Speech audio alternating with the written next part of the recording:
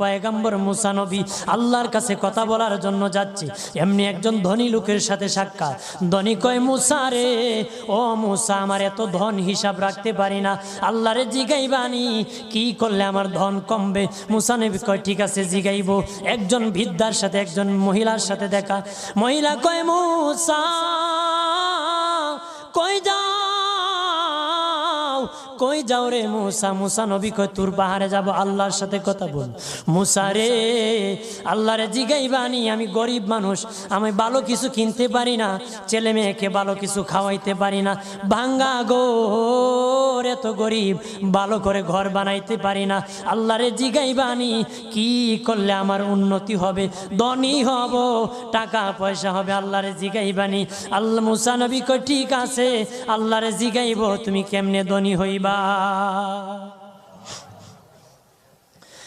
আল্লাহ নবী মুসা নবী তিন রাস্তার মোড়ে যা দেখে একটা লোক বসে আছে, তার দুই হাত নাই, দুই পা নাই, দুই হাত নাই, দুই পা নাই।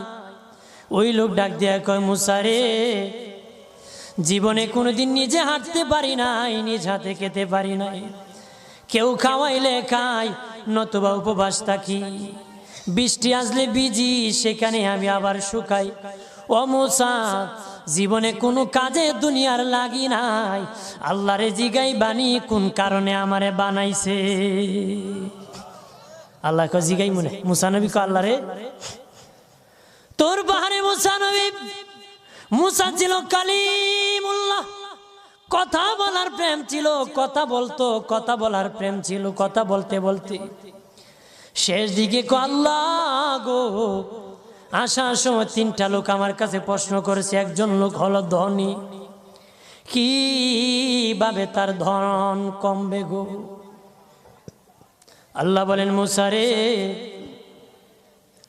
তারে জানায়া দাও যাকাত দেওয়া যেন বন্ধ করে দে, শুকরিয়া আদায় করা যেন বন্ধ করে দে, তাহলে আমি প্রভু আল্লাহ সুবহানাহু ওয়া তাআলা তার ধন কমায়া দিব।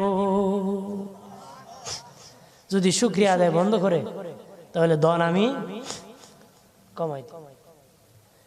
এরপরে মুসা নবী বলে, ও মালিক, আল্লাহ একজন মহিলা বলেছে তার গরিব মানুষ, গরিবী হালত যায় না, যত ইনকাম করে, তার একটা ভাঙ্গা ঘর, ভালো ঘর বানাইতে পারে না গো।